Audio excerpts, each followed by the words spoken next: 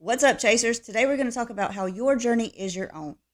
If you're already a follower, thank you. I appreciate you and I appreciate the gift of your time. If you're new here, welcome. My name is Monica. I have a bachelor's degree in psychology. I'm a certified master life coach. I'm a certified personal trainer and nutrition coach. Go ahead and subscribe and check back here every Tuesday and Friday for new episodes. Now, let's cut to the chase. When we're going to the gym or we're starting our diet, as you want to call it. I hate that word because a diet is not necessarily something to make you lose weight. Your diet is what you eat every day. So saying we're going on a diet, you already are on a diet. It just may not be the best one. And I understand, for lack of a better term, that's what's used. Okay, I digress. When you're going to the gym, starting your healthy eating journey, how about we put it that way? We tend to look at other people and what they're doing and be concerned about what they're going to say about how we're working out, how we're eating. It doesn't matter. Unless that person is helping you, if that person is your trainer, if that person is your nutrition coach, those types of people can help you. So I recommend getting a good personal trainer if you're starting out. I recommend getting a good nutrition coach if you're starting out. They are going to point you in the right direction. Now, one of the things that I see, and I catch myself doing it too, I start going back to the gym and I see all these people there who are really fit and look like they've been working out for years. And I think to myself, well, what's the point in me coming if I don't look like that? I don't want to go to the gym because I don't look good enough to go to the gym. That's not true. That's not true. That is not true. You need to remember that these people did not start where they are. Nobody has been that physically fit and cut and ripped and stacked, whatever you want to call it, their whole life. Unless they started out that way, they've not been that way their whole life.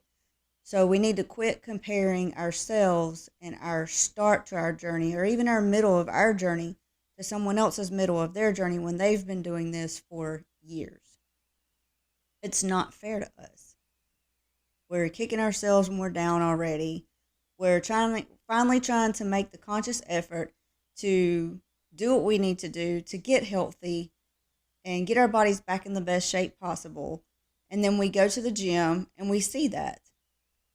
And next time you go, look around, because there's probably some people there that are looking at you the same way.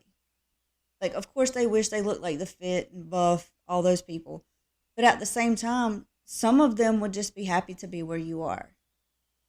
For one, you're there. You're doing what you know you need to do. And even if you don't work out at the gym, that's okay. That has nothing to do with this. Don't worry about that. It's not necessarily about the gym. This is about life. So even if you don't want to work out at the gym, just working out at home. I try to work out at home. The problem that I find when I'm trying to work out at home, I see so many other things that I need to be doing. I don't have, other than the living room, we don't really have a dedicated space for it. So we're talking about getting that. But until that time, when I get home and I try to work out in the living room, we have an open concept floor plan. So I see the kitchen, I see the dining room, I see the living room, I see down the hall, like I see everything. And I see something that needs to be done, and I can't really focus and do my yoga and meditate and try to release some of that anxiety when I see all the clutter around. I can't do that. Some of you may can, and hey, more power to you if you can. That's awesome. Somebody needs to help me. I can't do that. So, and then the same thing, with our eating. We'll start eating the way we know we're supposed to. Even if we don't do it all the time, we try. We're doing the best we can, right? We talked about doing the best we can in another episode. It was about, moms doing the best they could. But either way, doing the best they can. And you go out to eat. You order a salad. Everybody else has a burger or fries, or they're getting ice cream. And yeah, you would like that. But you need to understand that those people are not on your journey. There's a reason that you're doing what you're doing. And I was talking to my brother one time, and he told me what he was eating when he was in college. And I said, ew, like, why would you eat that? And he's like, well, it wasn't the best tasting thing ever, but at least I wasn't hungry when I was done. And that's where we need to go with this. We need to understand that food is fuel for our bodies. Yes, it's great to take pleasure in food sometimes, but every meal does not have to taste amazing. That's unnecessary. Food is to fuel us. And I'm guilty of it too. Like I want to eat stuff that tastes good. I really do. Who doesn't? You don't want to eat something that's bland all the time. But the fact of the matter is sometimes that bland food is going to provide you more nutrition than that awesome, great tasting meal. I mean, a lot of these awesome, great tasting meals are loaded with fat and butter and heavy creams, calories, sugar. That's what makes them taste so good, right? Our palates are trained to want these things. And once we start eating healthy, we're going to start craving that. The more healthy we eat, the more we're going to crave the healthy foods. And the longer you eat the healthy foods, the easier it's going to be. You're going to eat something sweet and it's going to, ooh, that was sweet. I catch myself doing that sometimes. And I'm bad about drinking sodas. I'm not even going to lie. I love a good soda. The thing is, I'm trying to do better. I'm trying to drink more water and I'm trying to balance it. For every 1 can soda I have, I've got the 20-ounce bottles that are refillable that you put in the dishwasher that I put water in. And I'm trying to drink at least 1, possibly 2 of those for every soda that I drink. And I'm trying to drink more than that anyway. The thing about the water is you need to be drinking about half your body weight in ounces.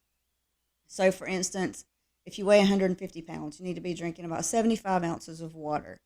And that, some people say liquid, I say water, because you can drink sodas, you can drink coffee, you can drink tea, you can drink alcohol.